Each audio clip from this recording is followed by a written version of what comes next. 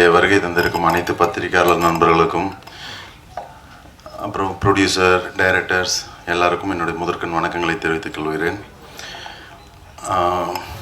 First நான் இந்த இடத்துல ஒரு பெர்மிஷன் வாங்கணும். அது வந்து ப்ரொடியூசர்கிட்ட. ஏன்னா இது இந்த படத்தோட ஃபங்க்ஷன். நான் ஒரு சில விஷயங்களை நான் இந்த இடத்துல தெளிவு பண்ணணும். அது நேராக வச்சுக்கிறேன். ஒரு சில விஷயங்களை தெளிவுபடுத்தணும். அதுக்கு ஃபஸ்ட்டு என்னுடைய சொந்த விஷயம். அது நான் ஒரு பெர்மிஷன் வாங்கிக்கிறேன். ஒரு 5 minutes நான் பேசணும் சார். Producer sir, okay. அப்புறம் இயக்குனர்கிட்டையும் பெர்மிஷன் வாங்கிக்கிறேன். என்னென்னா, ஒரு பெரிய ஒரு விஷயம் நம்ம சினிமா இண்டஸ்ட்ரிக்குள்ளே நடந்துகிட்ருக்கு. அது வந்து இந்த படத்தை தாண்டின விஷயம். ஆனால் சினிமா சம்மந்தப்பட்ட விஷயந்தான்.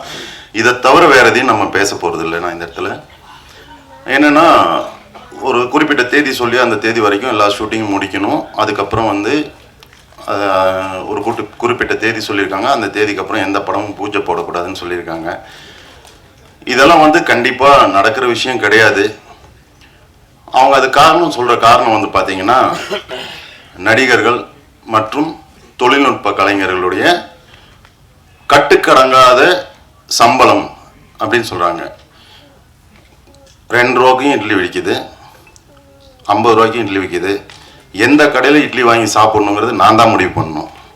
சும்மாவும் இட்லி கிடைக்கும், சரியா? நீங்களாக முடிவு பண்ணி தான் அதெல்லாம் பண்ணுறீங்க. பண்ணிவிட்டு எல்லார் மேலேயும் பழி போடுறீங்க. இது ஒரு பெரிய தவறான செயல். அதுக்கப்புறம்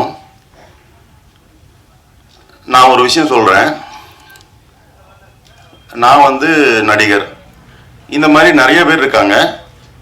ஒரு கேட்டகரி, ஒவ்வொரு கேட்டகரி இருக்குது. ஒரு கேட்டகரி வந்து இவ்வளோ தான் சம்பளம் வாங்கணும் அப்படின்னு ஒரு ஃபிக்ஸ் இருக்குது. மித்த கேட்டகரிக்கு வந்து சம்பளம் ஃபிக்ஸ் பண்ண முடியாது. ஒரு மெஷின் அப்படின்னா அந்த மெஷின் வந்து கிரைண்டர்னா எல்லா கிரைண்டரும் மாவாட்டும். என் வீட்டில் என்ன பிராண்டு கிரைண்டர் வாங்கி வச்சுருக்காங்கிறது என்னோட இஷ்டம் இல்லையா? 1000 ரூபாய்க்கு வாங்கி வைக்கலாம், 50,000க்கு வாங்கி வைக்கலாம். அது அவங்கவுங்க இஷ்டம். அதே மாதிரி எதில் ஆட்டினாலும் மாவு தான். அப்படிங்கும்போது எல்லா கிரைண்டரும் ஒன்று தான், சரிங்களா? அப்போது ஒரு கேட்டகரி பீப்புள் அந்த ஒர்க்கை வந்து நீங்கள் சம்பளம் ஃபிக்ஸ் பண்ணலாம். ஒரு கேட்டகரி பீப்புளுக்கு சம்பளம் ஃபிக்ஸ் பண்ண முடியாது. அவங்க கேட்குறத தர்றதும் தராததும் உங்கள் இஷ்டம். யாரும் உங்ககிட்ட இத்தனை கோடி ரூபா கொடுத்தீங்கன்னா தான் நான் நடிப்பேன்னு யாரும் வந்து இங்கே கொடி பிடிக்கல. அது உங்கள் இஷ்டம். உங்களுக்கு தேவைன்னு வரும்போது இன்னாரை வச்சு படம் பண்ணால் 100 கோடிக்கு வியாபாரம் ஆகும், 1000 கோடிக்கு வியாபாரம் ஆகும்போது நீங்கள் அவங்கள வச்சு ஃபிக்ஸ் பண்ணுறீங்க. 100 கோடி கேட்டால் நான் 150 கோடி கொடுக்குறேன், இதில் கையெழுத்து போடு. எம்டி செக் கொடுத்த எத்தனை ப்ரொடியூசர்ஸ் இருக்காங்க தெரியுங்களா? நீங்கள் உங்கள் இஷ்டத்துக்கு சம்பளம் எழுதிக்கோங்கன்னு சொல்லி இருக்காங்க, எனக்கே தெரியும்.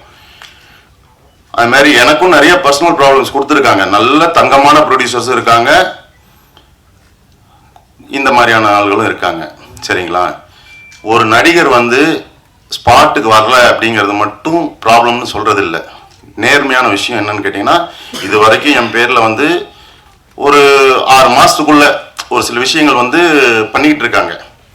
இவர் வந்து சரியாக ஷூட்டிங் வரமாட்டார், சொன்ன டைமுக்கு வரமாட்டார், காசு வாங்கிட்டு வரமாட்டார் இப்படின்னு. நீங்கள் கொடுத்த காசு வந்து பழைய பாக்கி, சரியா? அதுக்கப்புறம் இன்னொரு கம்பெனி சொல்லியிருக்கு. என்ன சொல்லுதுன்னா, அவரும் காசு வாங்கிட்டு வரமாட்டேங்கிறாருன்னு. அவங்க என்ன சொல்கிறாங்கன்னா, பார்ட் பேமெண்ட் போடுறாங்க. ஒரு சம்பளம் பேசுகிறோம், அந்த சம்பளம் பேசி ஷூட்டிங் நடக்குது, போய் நடிக்கிறோம், நடித்ததுக்கப்புறம் சம்பளம் தரல.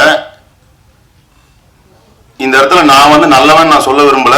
இருந்தாலும் இது சொல்றக்கூடிய சூழ்நிலை வரனால சொல்றேன். 1 லட்ச ரூபா வாங்கி ஒருத்தருக்கு ஹார்ட் ஆப்ரேஷனுக்கு நான் கொடுக்குறேன்னு சொல்லியிருக்கேன். ஹார்ட் ஆப்ரேஷன் முக்கியமா இல்லையா? நீ படம் எடுக்கிறத விட ரொம்ப முக்கியம் அது. ஒரு உயிர். நான் கமிட் பண்ணியிருக்கேன். எனக்கு வர வேண்டிய காசை வாங்கி நான் உங்களுக்கு தரேன், நீங்க போய் அட்மிட் ஆகுங்கன்னு சொல்லிட்டேன். அவங்க அட்மிட் ஆயிட்டாங்க. இவங்க பணம் தரல. 3 நாளா தொடர்ந்து எங்கெங்கெல்லாம் இவங்க ஷூட்டிங் எடுக்கிறாலும் பின்னாடியே நாய் மாதிரி நான் போறேன். போய் பணத்தை வாங்கிட்டு வந்து அவங்களுக்கு முன்னாடியே போட்டுட்டு ஒரு பக்கம் கை மாற்ற வாங்கி அவங்களுக்கு கொடுத்து விட்டுட்டு இவங்க கிட்ட வாங்கி இந்த கை மாற்ற வாங்கி கொடுக்குறேன். சினிமாக்காரன் நம்பி எவனாவது 1000 ரூபா பணம் கொடுக்குறாங்க கடனு. நெகட்டிவ் ப்ரொஃபைலுங்க. எங்க போய் கடன் வாங்குறது? வாங்கிட்டு போய் கையில காலில் வந்து கொண்டு போய் கொடுத்துட்டு அந்த நாளுக்கு ஹார்ட் ஆப்ரேஷன் பண்ணிட்டு இருக்காங்க. அந்த மனுஷன் வாழ்றான் உயிரோட. இவங்க கிட்ட காசு வாங்குறதுக்கு நான் நாய் மாதிரி தெரியறேன். அன்னைக்கே நான் சொல்றேன், எப்பா இங்க கேமரா இருக்கு, ஷூட்டிங் ஸ்பாட்ல தான் நான் வாங்குறேன். செத்து போன மாதிரி நடிச்சிருங்க, காஸ்டியூம் வச்சிருக்கல வண்டியில, செத்து போன மாதிரி நடிச்சா எடுத்துக்கோ, நான் வரமாட்டேன் ஷூட்டிங்னு சொல்லிட்டு தான் வரேன். அடுத்த டேட் கேட்ட தரமாட்டேன்னு சொல்றேன். அதுக்கப்புறம் 6 மாசம் கழிச்சு டேட் கேட்கறாங்க. சரி, நம்ம அந்த தொழில தான் இருக்கிறோம், தொழிலை நேசிக்கணும். நான் என் தொழிலை நேசிக்கிறேன், நன்றி விசுவாசமா இருக்கிறேன், நான் வந்து நடிச்சு தரேன், பரவாயில்ல. ஆனா தேதி கன்ஃபார்ம் பண்றதுக்கு முன்னாடி எனக்கு அந்த பேமெண்ட் என்னவோ அந்த பேமெண்ட்டை கொடுத்துருங்க, நான் வந்து நடிச்சு தரேன், தேதிக்கெல்லாம் கன்ஃபார்ம் பண்ணி தரேன்னு சொல்றேன். தரவே இல்லைங்க. நைட்டு 12:20 பார்ட் பேமெண்ட் போடுறாங்க, காலையில் 7 மணிக்கு ஷூட்டிங் ஸ்பாட்டுன்றாங்க. எப்படிங்க வர முடியும்? ஒரு நடிகர் உங்க வீட்டுல வேலைக்காரனா, உங்க வீட்டுல வாட்ச்மேனா, அங்கேயே தான் உட்காந்துருப்போம், சரி இழுத்துட்டு போயிடலாம்னு சொல்றதுக்கு 1000 வேலை இருக்கும்ல. வரலன்னு சொல்லிட்டு நீங்க ரெட் கார்டு கொடுக்குறீங்க எனக்கு. நீங்க யாருங்க எனக்கு ரெட் கார்டு கொடுக்குறக்கு? கன்சியூமர் கோர்ட் போனா கம்பி எழுவீங்க. ஒரு நடிகர், ஒரு தனி மனுஷன் நடிக்க கூடாதுன்னு எவன் சொல்றது? சரி வாங்க பேசலாம்னா யாருமே வர மாட்டீங்க. எல்லாருமே பேசுனது, சம்பளம் பேசுனது, டேட்டு கேட்டது, பேமெண்ட் போட்டது எல்லாத்துக்குமே எங்க ஆதார் இருக்கு. எல்லா ரெக்கார்டும் நான் வச்சிருக்கேன். வாய்ஸ் ரெக்கார்ட்ல இருந்து, நீங்க பேசுனதுல இருந்து, வாட்ஸ்அப்ல அனுப்புனதுல இருந்து, பேமெண்ட் போட்டதுல இருந்து எல்லாத்தோட ஸ்கிரீன் ரெக்கார்டு இருக்கு, வாய்ஸ் ரெக்கார்டு இருக்கு, எல்லாமே இருக்கு. பேச வாங்கன்னா வரமாட்டேங்கிறீங்க. நீங்க பாட்டு அறிக்கை விட்டுட்டு உட்காந்துட்டு இருக்கீங்க. சல்லடையா கிழிச்சிருவேன் நான். இந்த மாதிரிலாம் பண்ணக்கூடாது. எல்லாருமே மனிதர்கள் தாங்க. கீழே உங்களுக்கு நீங்க காசு கொடுக்குறீங்க, நாங்க வாங்கி உங்க காசுல தான் நாங்க வாழ்றோம், ரைட், ஒத்துக்கிறேன். அதுலதான் நாங்க கஞ்சியே குடிக்கிறோம், இல்லைன்னு சொல்லல. அதுக்குன்னு உங்களுக்கு அடிமை கிடையாது இல்ல. நியாயம் ஒண்ணு இருக்குல்ல, நியாயத்தை பேசுங்க, செய்யுங்க. யாரு வேண்டாங்கிறா? தங்கமான ப்ரொடியூசர்ஸ் எவ்வளவு பேர் இருக்காங்க. அவங்களாலதான் இன்னைக்கு சினிமா வாழ்ந்துட்டு இருக்கு. அதனால எல்லாரையும் நேசிங்க. ஸ்ட்ரைக்கு, இது ஸ்ட்ரைக்கு அறிக்கை விடுறீங்க பண்ணக்கூடாதுன்னு, படம் பண்ணாம தொழில், அதாவது ஸ்ட்ரைக்குன்னா என்னங்க? வேலை செய்யாம வேலை நிறுத்தம் பண்றதுதான் ஸ்ட்ரைக்கு. அப்புறம் வேலை நிறுத்தம் தான் அறிவிச்சிருக்கீங்க, அப்புறம் ஸ்ட்ரைக்கே இல்லைன்னு நேற்று போட்டிருக்கீங்க. என்ன இது? என்ன அர்த்தம்? நாங்க சொல்லிக்கிற பேர் ஸ்ட்ரைக் இல்லைன்னா என்ன அர்த்தம்? இத்தனாம் தேதி வந்து படப்பிடிப்பே நடக்காது அப்படிங்கிறீங்க. 1200 சம்பளம் வாங்கிட்டு போறோம், என்ன பண்ணுவான்? ரோட்ல நின்று பிச்சை எடுப்பானா? சோறு போட்டா ஏன்டா சோறு போடுறேன்னு கேக்குறீங்க. எல்லாரையும் பிச்சை எடுக்க வைக்கிறீங்க, எல்லாரையும் சோம்பேறி ஆக்குறீங்கன்னு சொல்றீங்க. இந்த அருணாச்சல ரோட்ல சாப்பாடு போட்டேன், என்னை போட்டு அடின்னு அடிச்சு, என்னை சட்டையெல்லாம் கிழிச்சு, அந்த இடத்துல டாய்லெட் கட்டுறதுக்கு ஜியோ பாஸ் பண்ணி நீங்க டாய்லெட் கட்டிட்டீங்க. சினிமாக்காரங்க இருக்காங்க, அதுல அரசியல்வாதிக்கு மட்டும் கிடையாது. அதுல யார் சினிமாக்காரங்க இருக்காங்கன்னு எனக்கு தெரியும். எனக்கு தெரியாத விஷயம் எல்லாம் கிடையாது, எல்லாமே தெரியும். நான் வாயை மூடிட்டு தான் இருக்கேன் இத்தனை நாள். இன்னைக்கு வரைக்கும் நான் பேசினதே கிடையாது. இன்னைக்கு நான் பேசுறேன். பிரசாத் ஸ்டுடியோ வாசல்ல சாப்பாடு போடக்கூடாதுன்னு சொல்லி என்னை அடிச்சு சட்டை கிழிச்சு, இன்னைக்கு வரைக்கும் பிகண்ட் ரூட்ஸ் கேட்டுட்டு இருக்கேன், எனக்கு பைட்ஸ் கொடுங்க. எதனால நீங்க சாப்பாடு போடுறதுல, இந்த இடத்துல பார்சலா கொடுத்துட்டீங்க, எதனால அங்க சாப்பாடு கொடுக்கறது இல்லை, உட்கார வச்சு ஏன் கொடுக்கறது இல்லைன்னு. பொறுங்க, நாள் வரும் நான் சொல்றேன் அப்படின்னு. இன்னைக்கு நான் சொல்றேன். ஏன் சோறு போடுறது தப்பா? நான் கேட்கறேன். ஆமா பப்ளிசிட்டிக்காக பண்றேன் அப்படின்னு. ஆமா பப்ளிசிட்டிக்காக பண்றேன். பப்ளிசிட்டிக்காக நீ போஸ்ட் ஓட்டி இருக்க, அந்த போஸ்ட்னால யாருக்கு என்ன உபயோகம்? கழுதான் இங்க சென்னையில கழுதையும் கிடையாது. நான் பப்ளிசிட்டிக்காக சாப்பாடு போடுறேன், 4 பேருக்கு வயிறு நிறையுது, நான் பப்ளிசிட்டி தான் பண்ணுவேன். அதுல என்ன பிரச்சனை உனக்கு? உன் வீட்டுல இருந்து அரிசி எடுத்துட்டு வந்து நான் போட்டேன்னா, இல்ல நான் 100 கோடி ரூபாய் நன்கொடை வாங்கிட்டு சாப்பாடு போட்டேன், 10 கோடிக்கு போட்டு மிச்சம் 90 கோடி நான் வீட்டுக்கு கொண்டு போயிட்டேன். இன்னைக்கு வரைக்கும் வாடகை வீட்டுல தான் இருக்கேன். நானு இன்னைக்கு வரைக்கும் வாடகை வீட்டுல இருக்கேன். சொத்தை வித்துட்டு வந்து இங்க உட்கார்ந்துருக்கேன். நான் எந்த கோடிக்கணக்காக ஒன்றும் சம்பாதிச்சு ஒன்றும் கோடியெல்லாம் கட்டி வைக்கல. இன்னைக்கு வரைக்கும் நான் வட்டி கட்டிட்டு இருக்கேன். இன்னைக்கு வரைக்கும் 4.5 கோடி ரூபாய் நான் வட்டி கட்டிருக்கேன். இதுக்கு மேல என்ன டேட்டாஸ் வேணாலும் நான் தரேன். 4.5 கோடி ரூபாய்க்கு நான் வட்டி கட்டிருக்கேன். நான் கடன் வாங்கியிருக்கேன். கடன் வாங்கி தான் நான் வாழ்ந்துட்டு இருக்கேன். உங்ககிட்ட ப்ரொடியூசர் கிட்ட நான் பணம் வாங்கிட்டு போய் ஒன்றும் மாட மாளிகை எல்லாம் கட்டி வைக்கல. சரியா? 1000 விஷயம் இருக்கு உள்ளுக்குள்ள எரிஞ்சுக்கிட்டு இருக்கு. நான் பூராலாம் சொல்ல முடியாது இந்த இடத்துல, அது ரொம்ப அசிங்கமாயிரும். சரி, ஓகே, படத்துக்கு வந்துருவோம். இந்த படம் ஒரு டிஃப்ரெண்டான ஜேர்னர். இது வரைக்கும் நான் பண்ணதுல ரொம்ப வித்தியாசமான கேரக்டர், ரொம்ப முக்கியமான கதாபாத்திரம். என் மனசுக்கு ஆறுதல் வர்ற அளவுக்கு, அதாவது என் மனப்பூர்வமா என்னால எவ்வளவு தூரம் நான் இதுல கோஆபரேட் பண்ணி கொடுக்க முடியுமோ நான் பண்ணி நான் நடிச்சிருக்கேன். என்னுடைய ஸ்டப்ஸ் இதுல இறக்கியிருக்கேன். அது பின்னாடி வரவங்க எல்லாரும் சொல்லுவாங்க, நான் சொல்லியெல்லாம் சொல்ல, இது வரைக்கும் அவங்க கிட்ட யாருக்கிட்டையுமே நான் கான்டாக்ட்ல இல்ல. நீங்க படத்தை பாருங்க, தியேட்டர்ல போய் பாருங்க. பத்திரிகையாளர் நண்பர்கள் வந்து தயவு செஞ்சு இந்த படத்தை மக்கள் கிட்ட கொண்டு போய் சேருங்க. உங்களை எல்லாரையும் நான் கையேந்தி கேட்டுக்கிறேன். இந்த வாய்ப்புக்கு நன்றி. இந்த வாய்ப்பு கொடுத்த ப்ரொடியூசருக்கு, டைரக்டருக்கு, முக்கியமா கேமராமேன் தான் என்னை கூப்பிட்டாரு, பேசினாரு.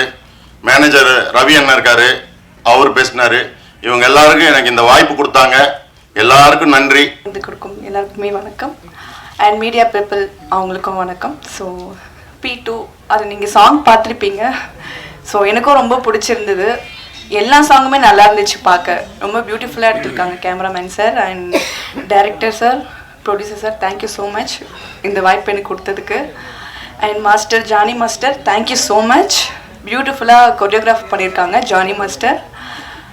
எனக்கும் ரொம்ப பிடிச்சிருக்கு. பஞ்சாபி பலகாரம் நைஸ், நல்லா இருந்துச்சு. நிறைய வாட்டி அது லிங்க் எனக்கு ஷேர் பண்ணும்போது நிறைய வாட்டி நான் கேட்டுகிட்டே இருந்தேன், ரொம்ப சூப்பராக இருக்குல்ல, நல்லா பண்ணியிருக்கோம்ல அப்படின்ட்டு. ஸோ பாலா என்னை இன்வைட் பண்ணல, so thank you so much Bala சாருக்கு, பிஆர்ஓ. அண்ட் தேவா சார், உங்கள் கூட நான் 2வது சாங் பண்ணியிருக்கேன். ஸோ ரொம்ப பெருமையாக இருக்குது சார். வா வரலாம் வா சாங் நீங்கள் பண்ணியிருந்தீங்க. ஸோ ரொம்ப சந்தோஷமாக இருக்குது. அண்ட் ஸ்னேகன் சார் தேங்க்யூ, லிரிக்ஸ்லாம் சூப்பராக இருக்குது சார். எஸ் தேங்க்யூ, சப்போர்ட் பண்ணுங்க. தேங்க்யூ. வந்து இந்த இடத்துக்கு வந்திருக்கிறதுக்கு நாங்கள் எல்லாருமே சேர்ந்து ராமலிங்கம் சாருக்கு தான் நாங்கள் நன்றி சொல்லணும். காரணம் வந்து சிவம் சாருடைய போராட்டம் மிகப்பெரிய போராட்டம். கிட்டத்தட்ட எனக்கு வந்து அவர் ஏறத்தாழ ஒரு 6-7 வருடங்களாக தெரியும்னு நினைக்கிறேன். இடையில வந்து ஆக்சிடெண்ட் ஆகி கால் வந்து பிரேக் ஆகி வீட்டில் கட்டு போட்டு தொட்டில் கட்டி படுத்திருப்பார். அப்போ கூட அந்த வீடியோ, ஒரு செல்ஃபி வீடியோ எடுத்து அனுப்புவார், எப்படியா படம் பண்ணிடணும் சார் பாரு. அவர் எந்திரிச்சு நடக்கவே முடியாத ஒரு சூழலில் கூட அவ்வளோ தவிப்பில் அவருடைய தேடுதல்ங்கிறது மிகப்பெரிய தேடுதல். அதுக்கு வந்து ஒரு பெரிய பக்கபலமாக இருந்தது கேமராமேன் வெற்றி சார். அதில் வந்து மறுக்கவே முடியாது. நான் இருவரும் வந்து அந்த அளவுக்கு போராடி இருக்காங்க. அவங்களுடைய போராட்டத்துக்கு ஒரு களம் அமைத்து கொடுத்த தயாரிப்பாளர் ராமலிங்கம் சாருக்கு தான் இந்த நேரத்தில் வந்து டீம் சார்பாக மீண்டும் ஒரு நன்றி தெரிவித்துக் கொள்கிறோம். இப்போ இந்த படத்தில் எனக்கு பெரிய சந்தோஷமே எல்லாமே நட்புகள். இங்கே அதில் வேலை பார்த்த எல்லாருமே இங்கே ஆரம்பித்தாங்க பார்த்தீங்கன்னா எல்லா தொழில்நுட்ப கலைஞர்களும் நடிகர்களும் எல்லாமே நட்புகள். இதில் ரொம்ப நாள் கழித்து என்னுடைய தோழி வந்து அஸ்மிதா பார்க்குறேன். இப்போ என்னென்னா கேட்டிங்கன்னா, அவங்க ஃபஸ்ட்டு ஒரு படத்தில் கூட வாய்ப்பு கிடைக்காத போது அவங்க பண்ண போராட்டங்கிறது அவங்கள திசை மாற்றி விட்டுருச்சோன்னு எனக்கு நிறைய வருத்தம்லாம் உண்டு. ஏன்னா அற்புதமான ஒரு பர்ஃபார்மர். ஆனால் வந்து அவங்கள வந்து ஒரு கிளாமர் டான்ஸாக வந்து இந்த சினிமா பார்க்கும்போது அவங்களுக்கான களம் அமையுங்கிற நம்பிக்கை எனக்கும் இருக்குது.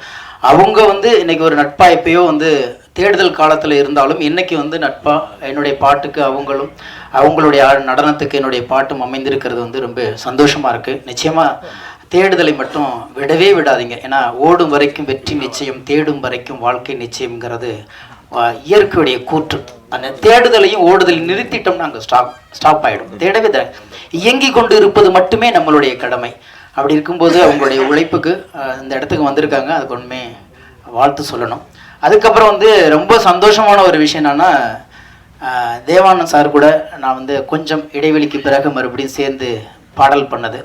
காரணம், சமீபத்தில் ஒரு 10 வருட காலமாக எனக்கு ஒரு மிகப்பெரிய ஏக்கம் உண்டு. ஒரு கம்போஸ் பண்ணும்போது ஒரு பாடலாசிரியரும் இயக்குனரும் ஒன்றா உட்காந்து கம்போஸ் பண்ணுற அந்த கலாச்சாரம் போயிடுச்சுங்கிற வருத்தம் எங்களுக்கு இருக்கும். முன்னமெல்லாம் பார்த்தீங்கன்னா ஒரு கம்போசிங்னா இசையமைப்பாளர் இருப்பார், 4 பேர் வாத்திய கருவிகளோடு உட்காந்துருப்பாங்க, ஒரு தயாரிப்பாளர் இருப்பார், இயக்குனர் ஒரு அசிஸ்டண்ட், அப்புறம் பாடலாசிரியர். இப்படி பார்த்தீங்கன்னா ஒரு குறைந்தபட்சம் 10லேருந்து 15 பேர் அந்த கம்போசிங்கில் இருப்போம். அப்போ பார்த்தீங்கன்னா ரொம்ப கலகலன்னு திருவிழா மாதிரி ஒரு கம்போசிங் நடக்கும். ஒரு பாட்டு டியூன் பண்ணும்போதே எழுதுறது, சரியில்லைன்னு மாற்றுறது, ஒரு வரி வந்துருச்சுன்னா எல்லாரும் பாராட்டுறது, அந்த சந்தோஷமாக உருவாக்கின பாடல்களுடைய ஆயுள் இன்னைக்கு மிகப்பெரிய அழுத்தமாக இன்னைக்கு எவர்கிரீனாக இருக்கிறதுக்கு காரணமே அந்த இடத்துல படைப்பாளிகள் எல்லாம் சேர்ந்து படைத்த படைப்பு.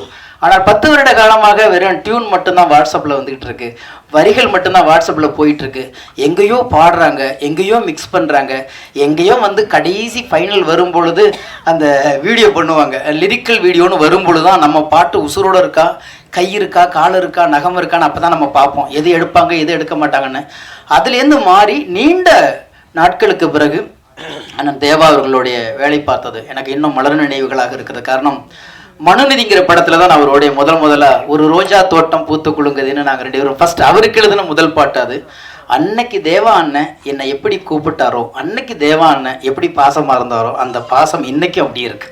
ஏன்னா நிறம் மாறாத பாசத்துக்கு சொந்தக்காரரும் அண்ணன் இருக்காங்க. எனவே இந்த கல்ச்சர் நல்லா இருக்கு. இன்னொரு நன்றி சொல்லணும் சிவம் சாருக்கு. இப்போ எல்லாம் 2 பாட்டு வச்சு அதில் ஒரு பல்லவி ஒரு சரணத்தோடு முடிக்கிற கலாச்சாரத்தில் இருக்கும்போது 3 பாட்டு வச்சு அதுக்கு 2 சரணம் வச்சிங்களா, அதுக்கு நன்றி சொல்ல வேண்டியிருக்கிறது. ஆனால் எழுதுறதுக்கு படைப்பாளிகள் நிறையா இருக்காங்க, களமம் கிடைக்க மாட்டேது யாருக்குமே. இன்னொரு பக்கம் பார்த்தீங்கன்னா நிறைய பேர் நண்பர்கள் பாடல் ரொம்ப நல்லா இருக்கு, ஆனால் இப்போ வர அந்த ட்ரெண்டிங்க்கு சரியாகுமா சார்னாங்க. என்னை பொறுத்த வரைக்கும் மக்களுக்கு புரியாத எதையும் படைப்பாக கருதுவது இல்லை. நான் இந்த பாடல்கள் புரிகிறது, அது படைப்பு. இந்த படத்துக்கு இது தேவை, இதை கொடுத்துருக்குறாங்க. அதனால வேண்டி எது புதுசு எது பழசு எது ட்ரெண்டிங்கிறதுலாம் எனக்கு நம்பிக்கை கிடையாது. மக்களுக்கு போய் சேருவது மட்டும்தான் படைப்பு. அது போய் சேரலைன்னா அது படைப்பாகவே இருக்க முடியாது அப்படிங்கிறது என்னுடைய கூற்று. அந்த வகையில் ஒரு நல்ல படத்தில், நல்ல கதை அம்சத்தோடு இருக்கிற ஒரு படத்தில் நல்ல ஒரு நிறைவான ஒரு பணியை நான் செஞ்சுருக்கிறேங்கிற ஒரு பெரிய திருப்தி இருக்குது. எனவே இந்த மாதிரி தயாரிப்பாளர்கள் ஜெயிக்கணும். காரணம் இப்போ பெரிய படங்களால் வர பிரச்சனை தான் இன்னைக்கு ஸ்ட்ரைக்கு சொல்கிறோம். ஒரு பக்கம் வந்து சம்பள பிரச்சனை, ஒரு பக்கம் வந்து ப்ரெஸ்டீஜ் இஷ்யூ. ஏன்னா இந்த ஒட்டுமொத்த எப்போதுமே வந்து சமூகத்தில் உள்ள பிரச்சனைகளுக்கான முடிச்சுகளை அவிழ்ப்பது மொத்தம் கலைகளுடைய பணியாக இருந்துச்சு. நிறைய முடிச்சுகள் இருக்கும். ஜாதியால் விழுந்திருக்கும், மதத்தால் விழுந்திருக்கும், ஏற்றத்தால் விழுந்திருக்கும், ஏழ்மையால் விழுந்திருக்கும். இப்படி பல்வேறு முடிச்சுகளை அவிழ்த்து சரி செய்வது மட்டும்தான் கலையின் பணியாக இருந்தது. ஆனால் இன்றைக்கு அந்த கலையிலேயே ஏகப்பட்ட முடிச்சு விழுந்தது தெரிஞ்சிச்சுன்னா இந்த மாதிரி சின்ன ப்ரொடியூசர்கள் கூட உள்ள வர பயப்படுவாங்க. எனவே நம்மளுடைய பிரச்சனைகளை நாமே சரி செய்து அடுத்த தலைமுறைக்கு கலைகளை கடத்த வேண்டும். அப்படி கடத்த வேண்டும் என்றால் சிறிய படங்கள் நிறைய வர வேண்டும். ஏனென்றால் ஒரு பெரிய படம் என்பது 3 வருடத்துக்கு ஒரு கதை வருது. ஒரு சின்ன படம்ங்கிறது தான் ஒரு வருஷத்துக்கு 10 படமாவது வரும். ஒரு 500 குடும்பம் ஒரு படத்துல பொழைக்குதுன்னா 10 குடும்பத்துல எத்தனை குடும்பம் பொழைக்கும் நீங்களே பார்த்துக்குங்க. இது வெறும் கலையாக மட்டுமில்லாமல் வாழ்வாதாரமாகவும் கலாச்சாரத்தின் பரிணாமமாகவும் தொடர்ந்து தமிழ் மண்ணில் ஒழித்துக் கொண்டிருக்கும் கலைக்காக சில விஷயங்களை கடந்து போவது நல்லது. காரணம், சினிமாவில் சண்டை போடுவர்கள் எல்லாம் சினிமாவை நேசிப்பவர்கள். நான் ஒருத்தனை வேணும்னு சொன்னாதான் சண்டை போடணும், வேண்டான்னு சொன்னா செல்ல ஆஃப் பண்ணிட்டு போயிட்டே இருக்கணும். நீ வேண்டான்னு முடிவு பண்ணிட்ட, நான் பேசவே தேவையில்லை. எதுக்கு வாதம், எதுக்கு விவாதம்? தூக்கி எறிஞ்சிட்டு போக வேண்டியதானே. எப்போதுமே ஒரு தட்ட கோபம் இருக்கு, ஒரு சண்டை இருக்கு, ஒரு வாதம் இருக்குன்னா எனக்கு நீ வேணும், உன்னை விட்டு நான் போக மாட்டேங்கிறதான். அது கலையா இருக்கட்டும், குடும்பமா இருக்கட்டும், நட்பா இருக்கட்டும், சண்டை வர இடத்தில் பிடிமானம் அதிகம் இருக்கிறது என்பதை புரிந்து கொண்டு கடந்து போக ஆசைப்படுவோம். நன்றி, வணக்கம். ஆரம்பத்தில் பேசின தம்பி நடிகர் தயாரிப்பாளர் அவர் யார் துரோகம் பண்ணார்ன்றது மட்டும் சொல்லாம ஒட்டுமொத்த ப்ரொடியூசரை எது தப்பு பண்ண மாதிரி ஜென்ரலாக பேசிட்டு போயிட்டார். தம்பி, உங்களுக்கு துரோகம் பண்ணவன் தப்பு, அது எப்படி துரோகம்லாம் தெரியாது. இது ஒரு ப்ரொடியூசர் நடத்துகிற விழா. அவர் என்ன கஷ்டப்பட்டாருன்னு நீங்கள் அவரை பார்த்து கேட்டால் தான் தெரியும்.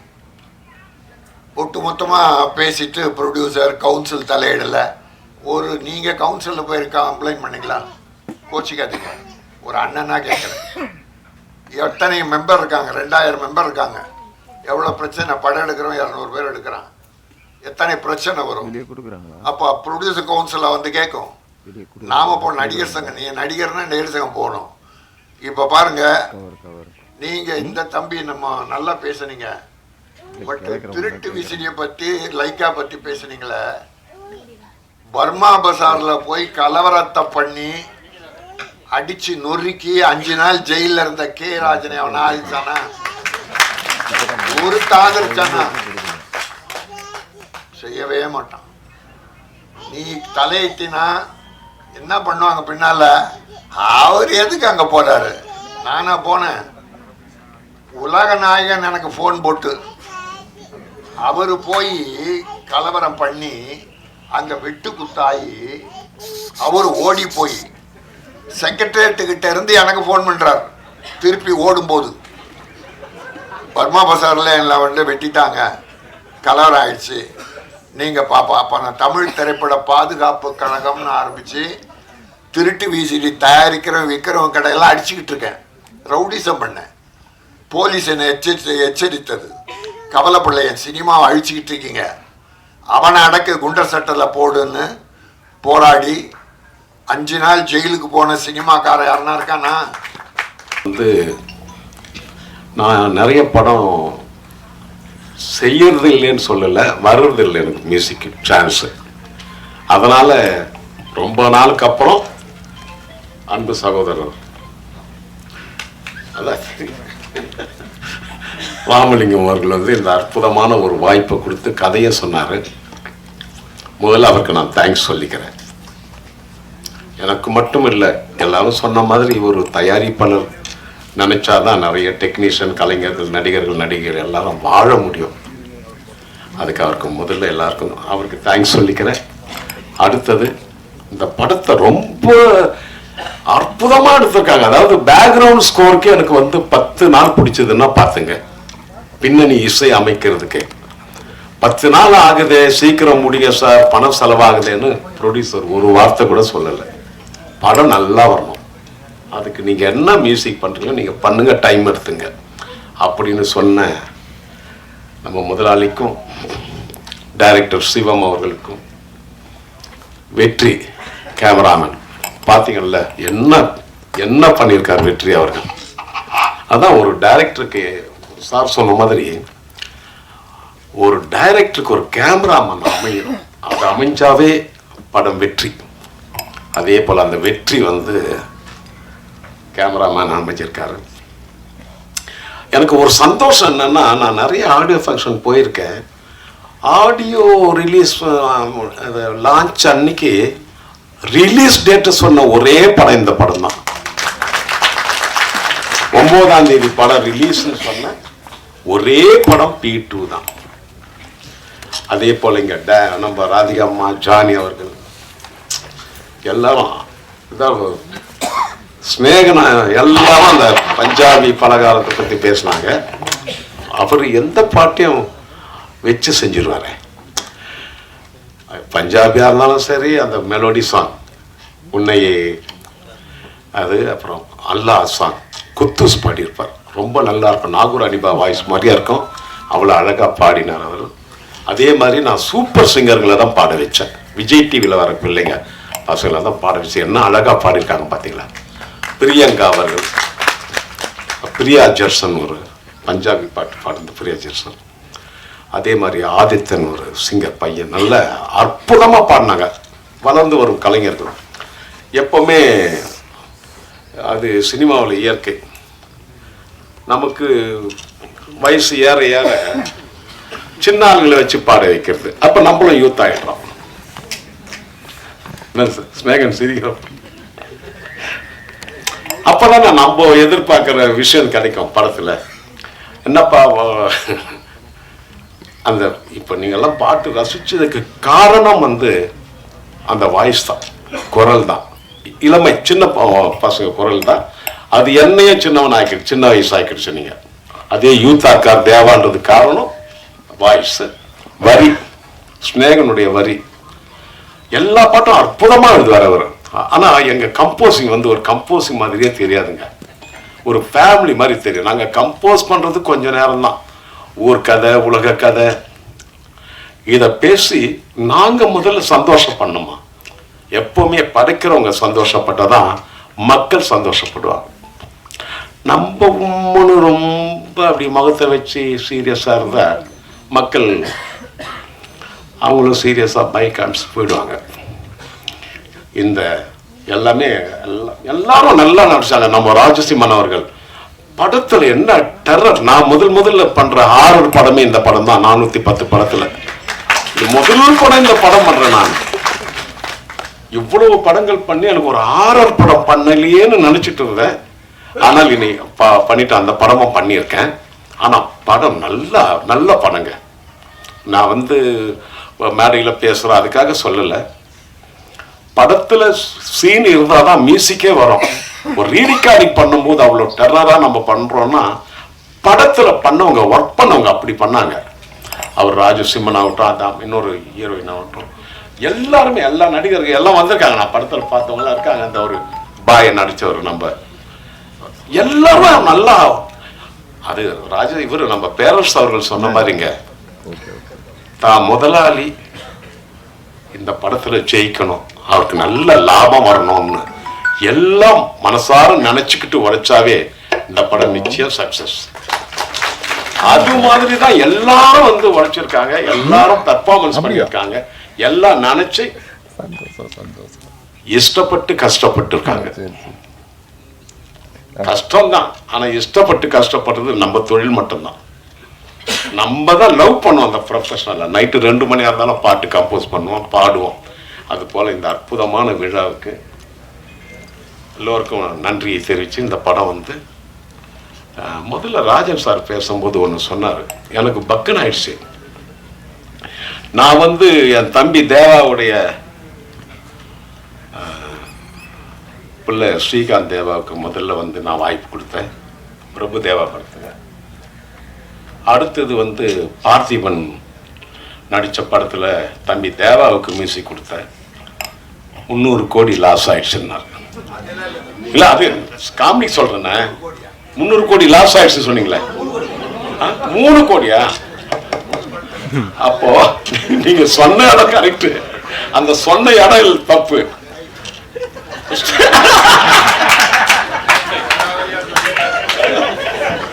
இல்ல இல்ல, நான் அண்ணனை வந்து நான் எப்பவுமே ஜாலியா பேசுவேன். இல்ல இல்ல, நீங்க எங்க பேரை சொல்லிட்டு 3 கோடி நீங்க இல்ல, இது ஜாலினா தப்பு இல்லை. அதெல்லாம் கணக்கான கேட்டுட்டு இருக்கேன் நான். அதெல்லாம் ஒண்ணும் இல்லை, அது வரணும், பணம் ஆட்டோமேட்டிக்கா வரணும். அதான் எனக்கு ரொம்ப இந்த மேடை ரொம்ப இதுவா இருக்கு, ஹாப்பியா இருக்கேன்.